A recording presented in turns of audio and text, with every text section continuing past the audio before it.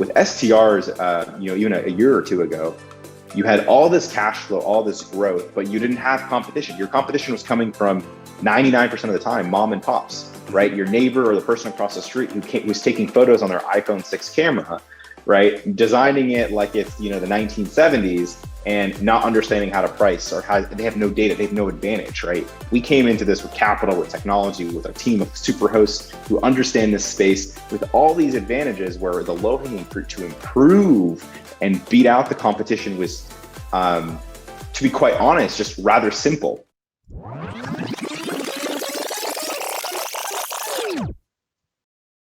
Hey, everybody. Welcome back to another episode of the Richer Geek Podcast. Today, we have another techie or ex-techie or prior techie, however you want to say it, that has decided that he may make him a little bit more money, a little more freedom in real estate. Imagine that. So, Sief Kafagi, he was, as we said, an ex-techie. He turned real estate investor. He's helped thousands diversify into real estate. That's what we talk about. He spent nearly 5 years at Facebook, where he built the second largest engineering organization across the world. 1,000 hires later, it hit him. What is the most important asset? It's its people. So today, he's the founder of Techvestor, which helps real estate investors and busy professionals like you passively invest in the emerging asset class of what's the most popular thing right now? Short-term rentals, aka Airbnbs. Sief, how you doing? I'm good, Michael. Thank you for having me. Absolutely. So a little bit about your background. You're plugging away at Facebook, and what was the light bulb moment?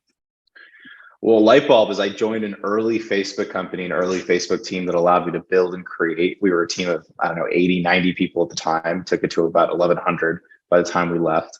And I missed the building phase. And granted, we were in the space of short-term rentals, myself and my family and some of our business partners. COVID just made what we were doing a lot more common, right? In tech, we work remote, or we were working remotely a lot more normally, but than the common man, I guess, these days. And so when COVID happened, I was like, great, we should buy more short-term rentals. And like any techie, we found that the process of finding and setting up and designing and furnishing and operating short-term rentals, I'm sure you understand it being in the hotel space in the past, is it's not easy, and it's a full-time job to your average person. So I was blessed with being at Facebook for 5 years. Sabrina, who's my co-founder, was, she built AirPods over at Apple. So we just come from these places of significant technological advancements, and we entered real estate and specifically STRs, and it was old and slow and archaic, and we were frustrated like hell. So we built software that allowed us to basically do our entire jobs easier, an operating system for short-term rentals, if you may, that allowed us to find these properties, underwrite them more accurately, have the best data, make every decision with how we price it, to design it, to acquire it, to finance it, using industry-leading data. And before we knew it, we currently run a $16 million fund with hundreds of investors all across the country, plenty of them in tech, who wanted to get exposure to this asset class in a passive, keep my hands clean, not dirty kind of way. Yeah, it's fascinating. So, how many people do this? Well, I don't think enough. You see a need, and you're like going, why are they doing it this way? Why hasn't anyone, haven't they ever heard of tech? And you take it and use your experience and create something. So let's get into that, just a little bit, so our listeners can understand. So, what does your tech do? That software you're saying, find it, finance it, all these different things. But is it somehow finding you the leads to buy the houses? Or are you doing some type of a list that's calling, trying to obtain houses? And let's take it that part, and then because I know real estate, I'm just kind of curious. Yeah, is that what you guys do at the start? Yeah, it's a great question. So our software really allows us to do three things, right? It's kind of like the key big takeaways. The first part is top of funnel, right? How do you identify and underwrite not one property at a time, but every single property across the country that hits the market in real time, right? We have to also remember, like 2 years ago, real estate market, right? What was going on? I mean, things were just flying off the shelf, 20 offers, all cash, overnight, like speed mattered, right? So when we entered the market, we needed to understand is where are the best properties coming on market? What's the underwriting, right? So we could make decisions quicker and basically pull the trigger. And so, fun fact, 94% of properties we underwrite are shit. They don't work. Yeah. So as you might imagine, if you're doing all this manually, you're spending all your time on unnecessary activities. You're not productive. So we automated the ability to underwrite over 60,000 properties a month across 270 different markets across the country, right? In any market we want to enter, we can easily just add it to our software and boom, we can underwrite it automatically as soon as properties hit the MLS. So that was like about discovery, right? Discovering what to buy and going from there. The second part is about what's the most optimal financing strategy based on whatever our goal is, right? Are you going P&I, IO? How much down? What's your cash flow? What's the target? How much risk do you want to take? Because we're building a portfolio, right? So we look at portfolio risk a little bit more than we look at on a single asset level of risk, right? So that's step two.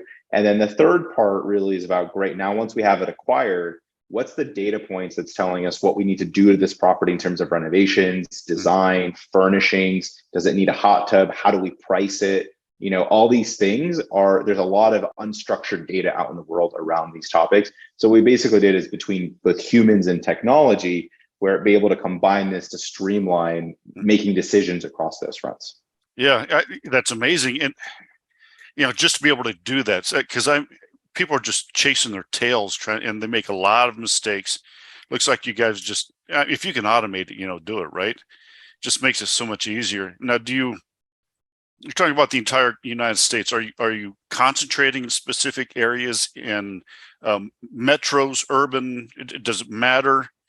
Doesn't matter at all. Michael, like zero. Anywhere we want to enter tomorrow. I'm going to share my screen here because you might be able to see it.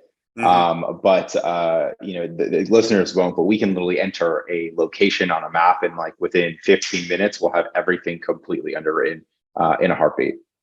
Wow. I mean, that's just absolutely amazing. Now, and how do all the regulations, the different states, municipalities, how do you handle, hey, can I do this in this area or this town? And, like you see all these signs popping up, hotels, yep, not homes, and, and all these different things. How do you know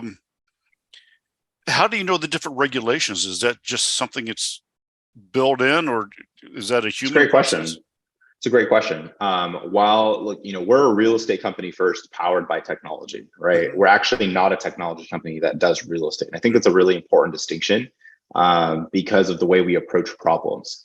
We don't believe technology solves all. In fact, real estate is and will always be, in our opinion, a human-driven business because there are qualitative instincts that you just can't vet through technology, and regulations and permitting at the township and ordinance and HOA levels down to that T is one of them. Yeah. Right. So the reason our software also helps us in doing that is, as I mentioned, 94% of properties we underwrite don't work. Mm-hmm. So because of that, we're able to avoid looking into markets or municipalities that wouldn't pencil anyway. Therefore, no reason for us to explore the regulation. So when we identify markets that do work, one of the first things we do is vet out the municipalities and the regulation and permitting. And, the thing is, you don't need to find 200 markets, right? Like, for example, today we're on property number 43. We're in our ninth market this year, right? 9 markets, 40 plus properties, 16 million. I mean, you can deploy a good amount of capital when you find those sweet spots in those markets. You don't need 100 places to invest. Mm-hmm. Yeah. And that makes sense.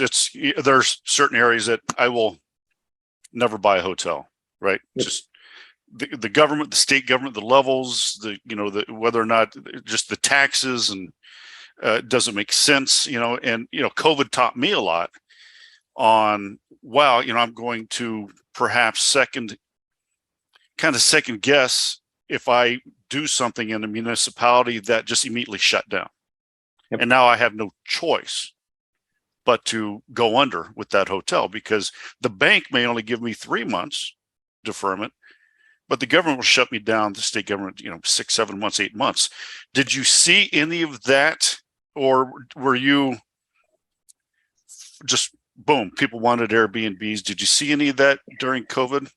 You know what we saw in some of our personal short-term rentals at the time is when the pandemic, the federal order basically said, hey, like everyone stay home. Yeah. Right. Obviously, you had like federal versus state at the time in terms of what people were allowed and not allowed to do. And we owned properties in both states that were, more pro-federal or pro-state at the time. Right.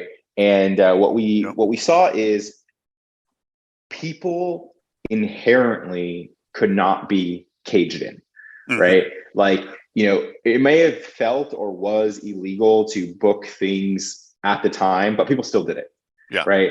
Because they were like, you know what, I'm not going to be told to stay inside. I'm going to go out now. I think they did it responsibly. I think there was rules and regulations and cleanliness things that came out of COVID that really impacted the way you look at the world of short-term rentals. And I think a lot of those are for the positive, right? Like cleanliness is really important. I think Airbnbs were actually a safe haven in many cases where people were social distancing or wanted to get away, or go be one with nature or go explore or just travel or be a nomad, or this work from home type of nomad lifestyle. I think it opened up a lot of things in a lot of positive ways, because it forced society to really accept this as an asset class. And look where we're at today, right? We're recording this in August. How many companies today that are almost either exclusively remote or so much more flexible than they were before the pandemic? It's because they're forced to be, right? And because they're forced to be, we think this asset class was accelerated by the pandemic in terms of it being an incredibly viable, emerging, and what will soon to be an institutionalized asset class of the future. And what made you choose STRs at the beginning? The first thing, as a capitalist, was the returns, right? Yeah. Honestly, like the returns were unmatched, everything about them. The second thing was the lack of competition, right? So where you have outsized returns, typically you would see incredible amounts of competition, right? Because everyone knows about it, everyone's trying to do it. With STRs, even a year or two ago, you had all this cash flow, all this growth, but you didn't have competition. Your competition was coming from 99% of the time, mom and pops, right? Your neighbor or the person across the street who was taking photos on their iPhone 6 camera, right? Designing it like it's, the 1970s and not understanding how to price, or how they have no data, they have no advantage, right? We came into this with capital, with technology, with a team of super hosts who understand this space with all these advantages, where the low hanging fruit to improve and beat out the competition was, to be quite honest, just rather simple, right? In multifamily, as an example, right? And even potentially in hotels, which I know much better, you're dealing and fighting against these institutions who are incredibly well capitalized, right? And it could even be a race to zero. In STRs, it was quite the opposite, right? You could do very simple things and just dominates the market, right? And so with that, and with our advantages that we had, we saw it as a prime opportunity, also kind of reaffirmed with what the pandemic forced us to do, right? So we always talk about like trends that are with tailwinds, right? Trends with tailwinds. So what are trends with tailwinds? Flexible living, flexible lifestyles. We think people will share homes in the future, right? And not actually have a single place to live. So all of these kind of tailwinds that were reaffirmed by the pandemic, and currently today, as we're hopefully on the back end of this pandemic, are all saying STRs, STRs, STRs. Yeah, it's interesting you brought that up. A couple months ago, I had a gentleman on the podcast, and what he did is he took all of his rentals, and he said, "Look, the Gen Zs, they don't want to rent, they don't want to own, they don't want to, but what we'll do is cohabitat." So they're taking these 4 or 5 bedroom houses, and there could be someone living in it that is not their own family. They have a communal living room, TV room, and that's kind of what they're going towards. If it's not the kind of living in the STRs, but they're kind of cohabitating in kind of roommates, and they're very happy with that. Yeah, you're going to actually see this. I'll share it with you here as a sneak peek. You'll see this from us potentially as early as this year, or potentially sometime next year. We're working on the co-living model, where we'll take a 3-4 bedroom home turn it into a 6 or 7 bedroom and rent it out by the room, Yep. right? And the cash flows are absolutely insane, right? Versus what you would get that on a traditional single family home, right? So we're working on that. Like everything that we do here at Techvestor is all about alternative real estate investments. Our first asset class of choice is short-term rentals because the cash flow is high, the yield is high, and it's a mispriced asset. That's our belief. And what are some of the other reasons why someone listening today would want to invest in the short-term rentals instead of any of the other type of real estate? I think if you're looking for things like yield, or you're looking for diversification, or you're looking for an alternative play or something that might be a grand slam and not just a single or a double, if you're looking for your basic, hit a 6 to 10% year-over-year return for a long period of time, that's unlikely to be us, right? Right. We believe we'll be pretty decent cash flows, right? 9 to 12% a year in terms of yield. And we think if we're right, if our thesis and strategy is correct, and this is where socioeconomic type behaviors are changing, we think over the next 2, 3, 4, 5, 10 years that we'll hit multiple grand slams in terms of the equity velocity that we have here, right? We're part business, part real estate. You get the same tax benefits you would in terms of owning your own real estate.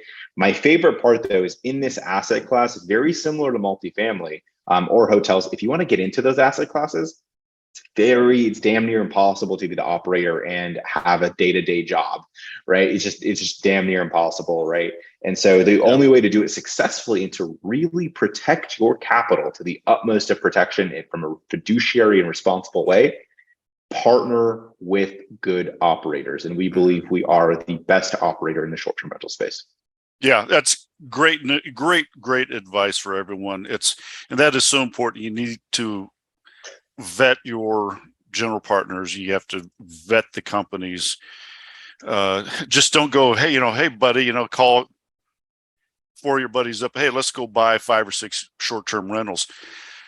Number one, get a mentor, and that could be someone like Sief, or just watch how they do it once you get into it.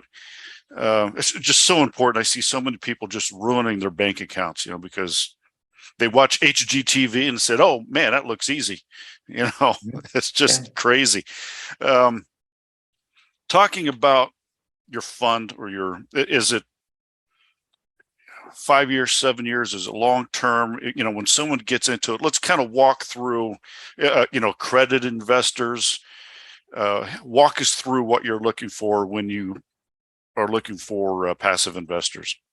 Yeah, so we are a 5-year fund, or projected 5-year hold.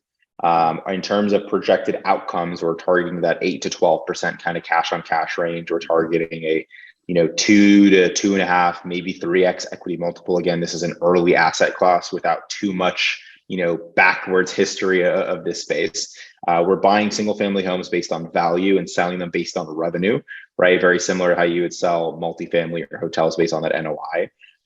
In terms of what it's spitting off. We work directly with accredited investors exclusively. If you are a non-accredited investor, there are partners of ours that partner with us that you can work with them, but working directly with us is exclusively accredited. And you should be comfortable with a 3, 5, or 7-year hold in that timeline, right?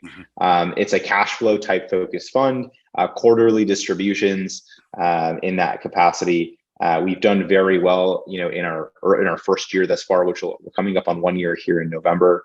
In multifamily, right, you can expect to kind of get 3s, 4s, cash on cash, maybe your first year, right, at best, kind of a thing. Like we're on track to be about double that in our first year, right? And so like we are an income play. Same cost seg, tax benefits you're going to get across the board and with all these type of syndicates. And I think at the end of the day, we intersect at this beautiful world of technology, kind of venture and startup mixed with traditional private equity and syndicate. So that's really an advantage of ours. And so that's what people can expect. And of course, all the goodies of investor portals and transparency and all that kind of good stuff in terms of the experience. Now, you do syndications and funds. Tell us a little bit about, the difference between them. The syndication, you have the house, it's like, here, these are what I'm doing. The fund is like, well, give me a lot of money and I'll go find something you may not know where it is or what. Tell us a little bit about the difference between the two so they can understand. Yeah. So our structure specifically is a fund. In fact, it is a multi-asset blind fund. And so what that means is exactly as you described it, Michael. We don't know necessarily what we're going to buy next, and we don't know how big our fund necessarily will be, but we do generally have guidelines of what we're buying in terms of asset class. We know how long the fund should generally survive. And so if you're investing in a fund in this capacity, you're investing really in the business plan, the ability to execute with the operator in terms of a thesis or strategy that you believe in. In a fund that is a single asset or known assets where they're not adding any new assets to the portfolio, that would be known as a potentially multi-asset known fund, right? There's no blind part there. And then in traditional syndicates, oftentimes it's a single asset or a single property for the most part, of which the property that you're investing in. It's already typically under contract or under LOI of some sorts. And you are investing really in the underlying principles of that asset, in addition to the operator's ability to perform whatever their business plan or strategy is to improve said property to achieve said return, right? And we operate in the fund model because it gives us the utmost flexibility to really go out and do what we do best, which is get creative, design these properties well, operate them better. And so far, our year-to-date performance is 52% higher occupancy than our competitors, 42% higher revenue. These are the types of metrics that we track because we're part business and part real estate. And that's really what you should track when you're looking at a fund versus a syndicate. Wow. I mean, fantastic. Everybody, again, it's a different way to do the short-term rentals. And I've always said this, when you get into asset classes that you're not familiar with, you don't have experience with, you need to partner, just like Sief said. Don't just do it. I did it alone back in the day and fried my, just crash and burn. And, but I'm old and I did it pre-Google days. Okay. I didn't have mentors or anything. So I learned the hard way. Ladies and gentlemen, don't learn the hard way. It's just too easy now to park your passive income, diversify into funds, into reputable companies, just like Techvestor and with Sief. Now, Sief, before we end, how can people find you? How can people get more information about this fund? Yeah, if you're ever interested in learning more about short-term rentals or our fund in general, you can head over to techvestor.com. There's a beautiful big purple button in the top that says request invite. You can talk to someone on our investor relations team, see if it's a good fit for you. We also have a ton of data on our website if you're just looking to get educated on the space. We lead with education first, both to ourselves and to investors. So there's a ton of data on the history of short-term rentals and all the things that we're building. In fact, something that we'll release probably later this year, early next year, is a live real-time dashboard on our website of exactly how our portfolio is doing in real time, right? So you can see exactly how things are going. So, ask the questions, get your answers, understand the asset class, and, we're here to be a resource for you in any type of way. Perfect. Ladies and gentlemen, Sief Khafagi, and we appreciate you coming on again. It's Techvestor. Techvestor. I'm sorry. I'm got the investors on my mind. Techvestor, techvestor.com. Thank you, Sief. I appreciate you coming on. Thanks, Michael. Appreciate it. Yep.